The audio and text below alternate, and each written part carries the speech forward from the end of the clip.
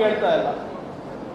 ನಾವು ಕೇಳ್ತಾ ಇರೋದು ತಮಗೆ ನಮ್ಮ ಕೆಲಸದ ಆಧಾರದ ಮೇಲೆ, ನಮ್ಮ ಹಿಂದಿನ ಟ್ರ್ಯಾಕ್ ರೆಕಾರ್ಡ್ ಏನಿದೆ, ಮತ್ತೆ ನಮ್ಮ ಮುಂದಿನ ನೀಲಿ ನಕ್ಷೆ ಏನು ನಾವು ರೂಪಿಸಿದೀವಿ ನಿಮಗೋಸ್ಕರ, ಬದುಕು ಕಟ್ಟುವ ವಿಷಯಗಳ ಬಗ್ಗೆ ನಾವು ಪ್ರಸ್ತಾವನೆ ಮಾಡಿಬಿಟ್ಟು ನಾವು ತಮ್ಮ ಮತದ ಆಶೀರ್ವಾದವನ್ನ ಕೇಳ್ತಾ ಇದ್ದೀವಿ. ಇದು ಯಾಕೆ ಟ್ರ್ಯಾಕ್ ರೆಕಾರ್ಡ್ ಅಂತ ನಾವು ಹೇಳ್ತೀವಿ, ಬಹಳ ಇಂಪಾರ್ಟೆಂಟ್ ಇದೆ.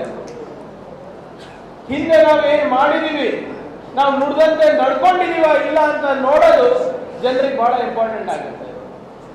ನಮ್ಮ ಕಾರ್ಯಕರ್ತರು ಕೂಡ ನೀವು ಹೋಗಿ ಮತ ಕೇಳಬೇಕಾದಾಗ ಯಾವುದೇ ಮುಜುಗರ ಪರಿಸ್ಥಿತಿ ಇರ್ಲಾರ್ದೆ ನಾವು ಕೇಳಬೇಕಲ್ಲ, ಮುಜುಗರ ಆಗ್ಲಾರ್ದೆ ಕೇಳಬೇಕು. ಎದೆ ಕಟ್ಟಿ ನೀವು ಕಾಂಗ್ರೆಸ್ಗೆ ಹಾಕಿ ಅಂತ ಕೇಳಬೇಕಲ್ವಾ? ಅದಕ್ಕೆ ನಮ್ಮ ಟ್ರ್ಯಾಕ್ ರೆಕಾರ್ಡ್ ಬಹಳ ಇಂಪಾರ್ಟೆಂಟ್. ಅಜಯ್ ಸಿಂಗ್ ಅವರು ಮಾತನಾಡೋ ಸಂದರ್ಭದಲ್ಲಿ ಹೇಳೋದು,